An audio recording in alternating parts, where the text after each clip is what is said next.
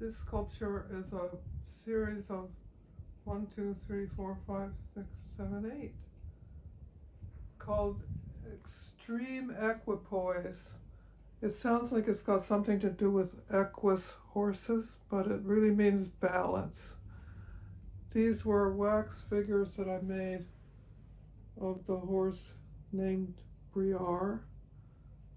Briar and Brink was a Swedish 3-time Olympiad participants, the most famous Swedish dressage horse. And in order for them to choose which pose they wanted, these were all different poses from the dressage movements. Like this would be the piaffe, this would be the passage, extended trot, changes at the gallop, half pass, and standing. The final result that they chose was the half pass, which became Briar and Brink in a larger version and in bronze.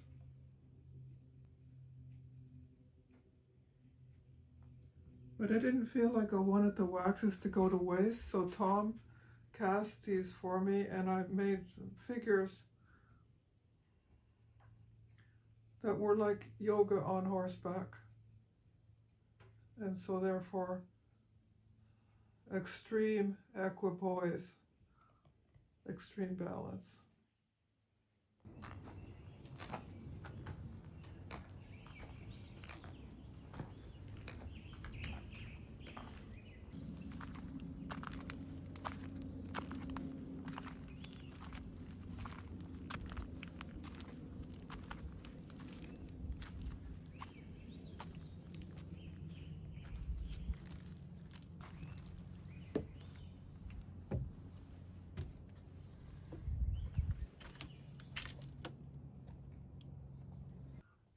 I'll take you on a little tour. It's a very small gallery. It's kind of packed with our stuff. We'll start with Tom. Forest Monk is the second sculpture that Tom did of slugs.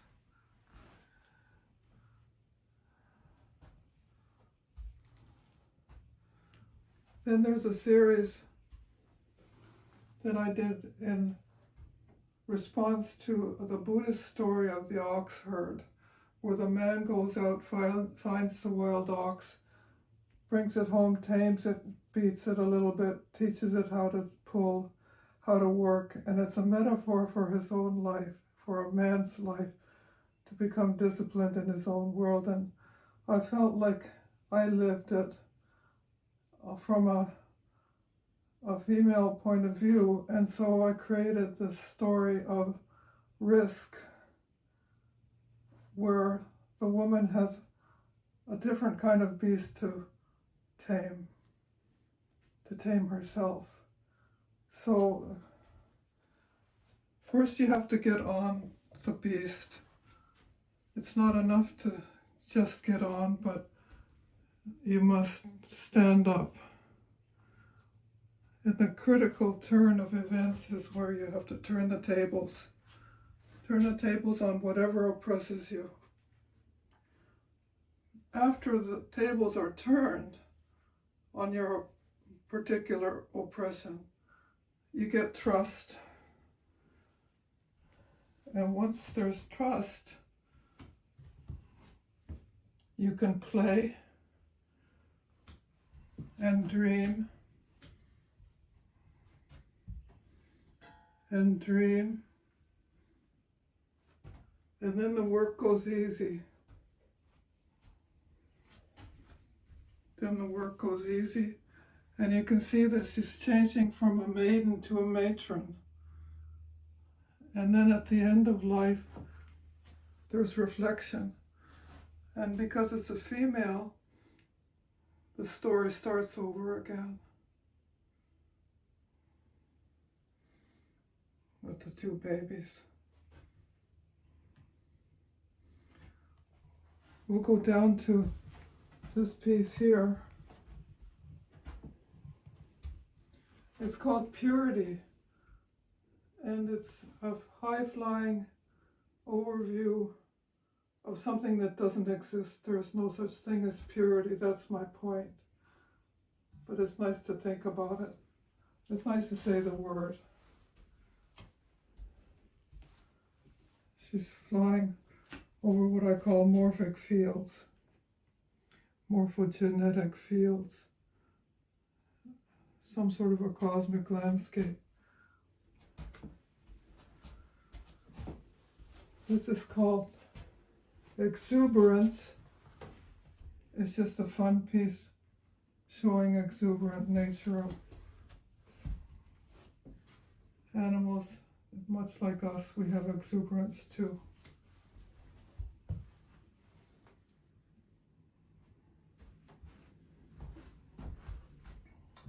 This is Midnight Mare. Like a nightmare, but not so bad. It's Cosmic Mare, showing a really strong trot. Three graces.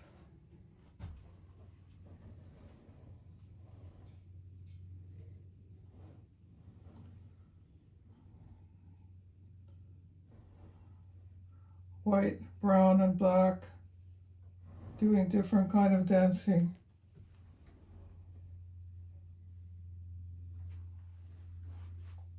This is called Running Red Queen. She's running as fast as she can and getting nowhere. But Tom liked the slugs, but I kind of like the snails because of their shape. The shell shape is spiral, is inspiring. This piece here is called Ethical Fitness.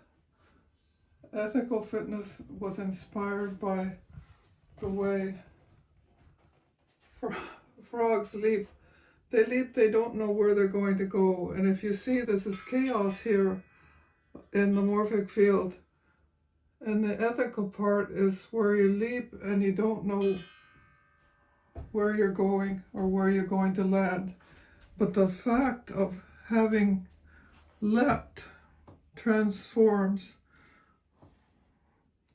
the field into something meaningful. So she leaps through the field and lands somewhere, in the meantime becoming transformed. This piece is called Spruce Stew, and it's just a combination of spruce, which is used to pour metal, with a salmon and a woman and a baby and a man performing. Everyone thinks the baby is the devil because it's a funny four-pointed hat, but it's just a baby. This piece is, I did it for fun. He's got diamonds on the soles of his feet, little crystals. It was just kind of a fun piece. Another example of exuberance, I think.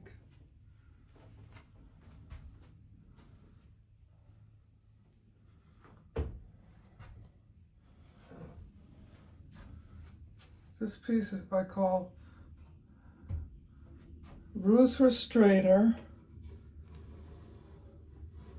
Ruth Restrainer, a feminine figure, and the Truth Fairy.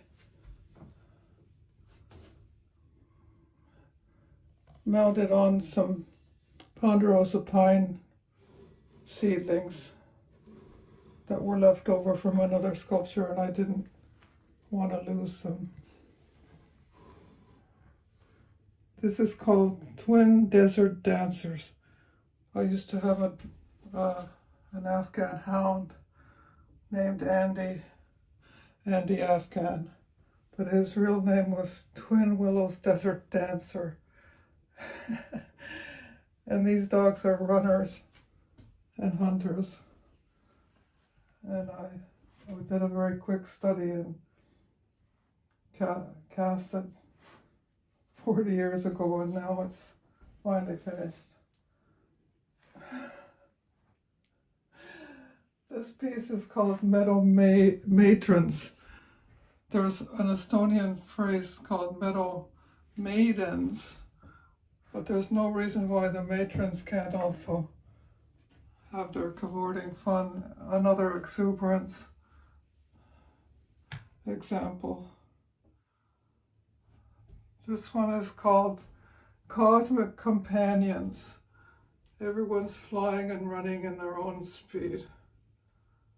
And the horse is part of the Briere series of waxes that I couldn't let go. He's doing a combination of half-pass and passage, which he was one of the first horses to do, if you know dressage at all.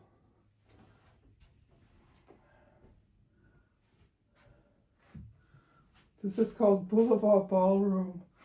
There was an ad in a magazine that had stop-action dancers, and I was inspired by it, and the morphic field is kind of a background. There's an author, a biologist named Rupert Sheldrake, who coined the term morphic field or morphogenetic field, and it's a cosmic kind of a concept where schools of fish and flocks of birds go together, and they're occupying a field. And so I actually wrote to him and said my depiction of a morphic field is like a cosmic crepe, where if you see constellations, or not constellations, but what are they called? What the Earth is part of. It's flat when you look at it from the side, and it's oval when you look from a different angle. So that's how I depicted. And this one is another morphic field piece, and it's called Memory of a Past Pure World. And it's inspired by a poem by Jan Kaplinski, Memory of a Past Pure World. A relic, a memory of a past pure world we have taken from the children of our children and thrown away. It still moves me every time. And it's actually written on the back.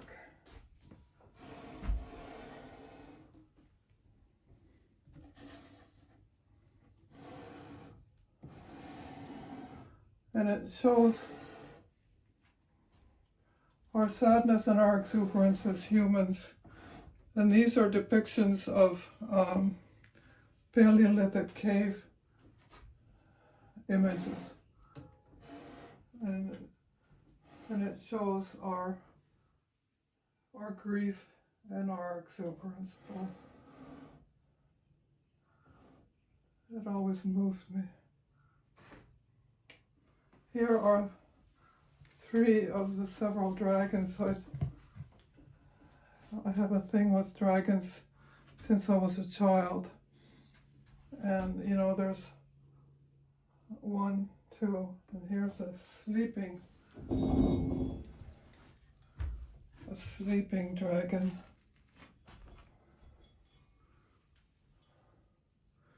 I've had fun with those. It took me a while to know I wanted to depict a dragon. The 4 horsemen of the apocalypse. War, famine, pestilence, and death. I made this as a small piece. It's not in the catalog to be auctioned, but I made it as a prototype for a large piece, which is probably never going to see the light of day in bronze, because it's in, after 45 years I finished it in clay, and it's in the studio in clay. And making the mold is such a big job that I just think I can't see how it's going to ever be done, but at least I finished it in soft material time. One small step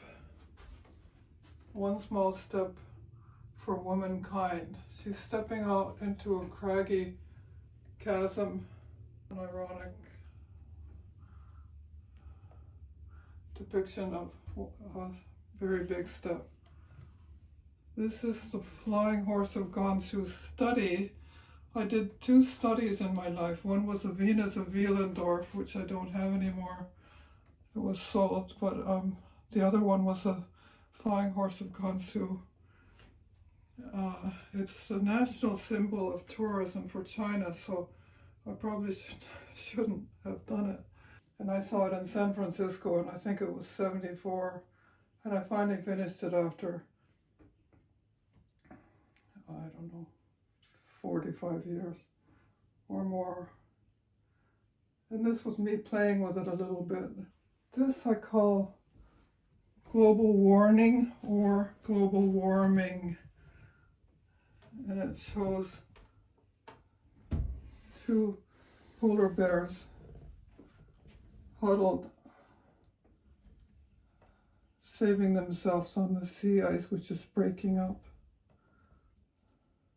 It's bronze, and the patina is a white stain, which is painted on over a black undercoat, which kind of gives it a, people don't seem to recognize that it's bronze, but it is bronze. It's mounted on a sea of morphic field and some glass ice. I really like this piece. Frolicking Fillies.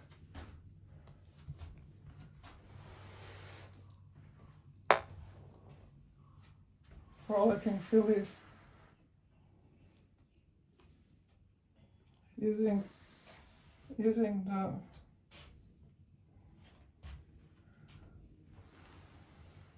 the power of a mold to make the same piece is the only way that sculptors can survive.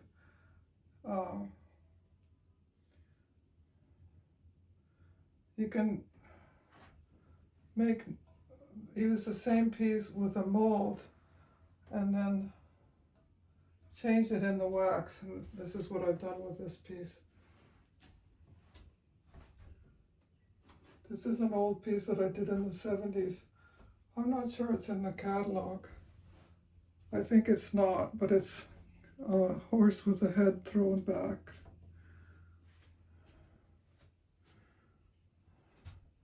This is Tom's piece that he did when he was up at an artist's workshop in Sitka, Alaska, and he calls it Raven's Needle. This piece is called Paleo Powwow, and it shows,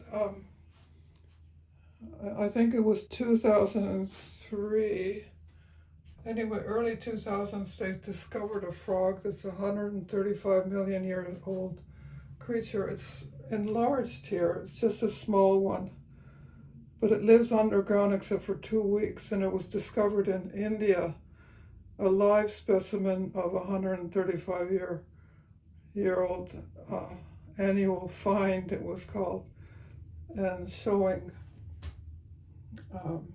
cave paintings made 3-dimensional. This is the original Flying Horse of Gansu study that I did. It's a little more like the old bronze piece that I really like this piece, and I see a lot of replications of it, but if you notice, the head is tilted, and in any of the replications the head is not tilted, it's just straightforward, and I have never liked any of the replications the official ones, and I tried to I tried to do the piece just the way it was. This is part of the visual haiku series. It's a tree pose. I call it a visual haiku, some of which have sold. Just kind of a, I don't know, fun piece. River treasure and dormant deity. I don't know, these women, I guess, are inside me, and for some reason I like to depict them in different ways, and I suppose they represent different stages of different moods of being alive, I guess. This is Corda. She's holding up the universe. And I don't know, it's moving to me. I think the essential tone of the universe is eros. Things are attracted. Things are attracted for different reasons. Some are predatory and some are different. Seriously caring, I guess. Something like that. Here's a picture of, a good picture of Tom, despite the fact that he made a Krieg all night to finish his Starving Raven life-size piece. He looks pretty darn good, considering it was up all night working hard. Here's a collection of earrings.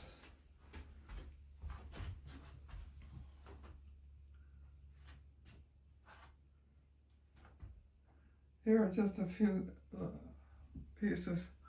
Drew made this when he was 5 years old, and I think we have a couple of others that are really pretty good. This is another dragon, and I guess it could be in the catalog, but I don't think it is.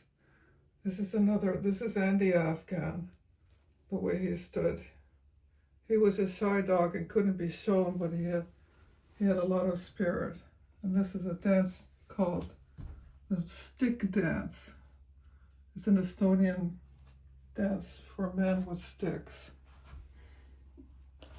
Andy, even though he was kind of a city dog, I saw him catch a rabbit once like that. Boom. He's a 4,000-year-old breed. This is called Conundrum, and it shows an exuberant woman, an exuberant man, one that's not so exuberant, on a morphic field. And it always moves me that semi-human creatures are like, they kind of know but they don't understand. And it's very moving to me to see animals and almost human, especially the almost humanoids, be confused about what is really going on. I don't understand it. So it's just a little piece showing relationships that are conundrum. This is Mary Randlett, iconic photographer and personage of the Northwest. Here she was nearing 90. She lived past 90 years old. But I shared a room with her at Sleeping Lady one time, and she was just a hoot. Just a wonderful person that I did her portrait. It started out with a full portrait, but it turned into a mask. And I like that because it doesn't take up so much room. Here's some jewelry that I call ehe. Ehe is E-H-E. In Estonian it means decoration. Ehe in Estonian means decoration, ornament, jewelry, adornment, and authentic. The literal word means literally all those things, which I thought was super. So when Drew went off to school, I decided to concentrate on one type of art, and that was bronze. I had tried every kind of art, including masks and soft sculpture. That was a butterfly queen.